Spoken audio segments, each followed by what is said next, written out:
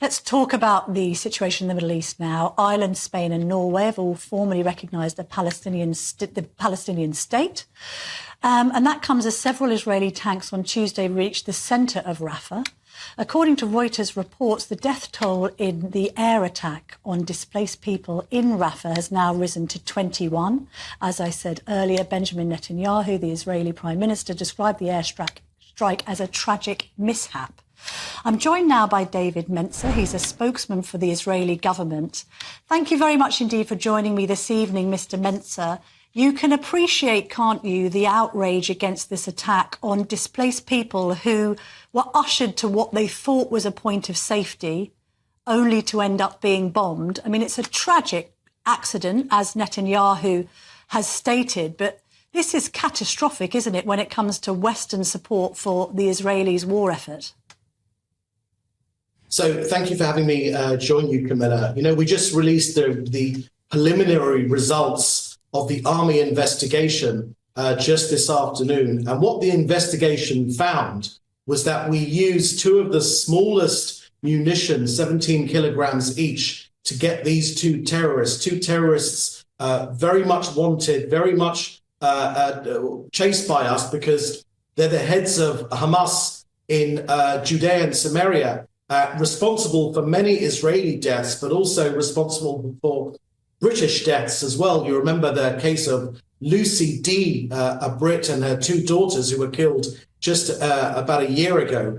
So these two individuals who we targeted and we reached, now the preliminary results of the investigation have told us that these two munitions that were fired very carefully, very precisely, with precise intelligence, those themselves didn't cause the fire which killed people. It was the munitions which were next to those terrorists in that Hamas compound which killed so many people. Now, of course, any civilian death and all these civilian deaths, the Prime Minister is absolutely correct. It is an absolute tragedy. But let's be clear, all of the blame for civilian tragedies, especially in this case, must land at the feet of Hamas. They are responsible for this war. They started this war. They perpetuate this war. They don't want to give our hostages back, 125 people, and they continue to wage war upon us. So the blame for these civilian deaths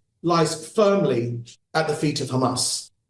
Mr. Mencer, I completely appreciate what you're saying about the hostages. We must never forget them, 125 people still in captivity.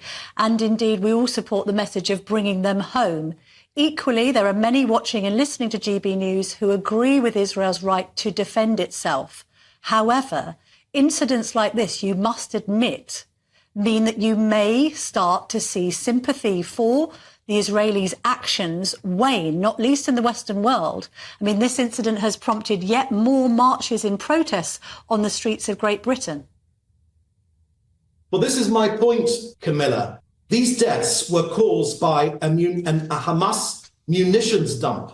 That's what the army released today. You know, when we've made mistakes in the past, we hold our hands up and we said we've made a mistake and we correct our practices accordingly. But in this instance, yes, of course, again, the civilian deaths are tragic, but they've been caused by a Hamas munitions dump, ammunitions that were meant to kill me and my people and Israelis and anyone that's here, any freedom-loving people. We would, all of us here, prefer not to have anyone's sympathy.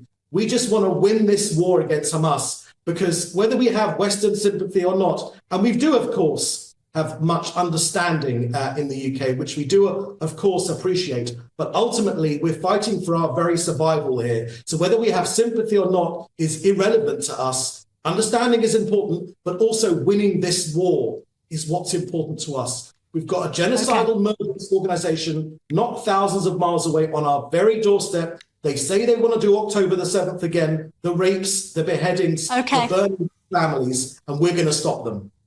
David Mencer, thank you very much indeed for joining me this evening.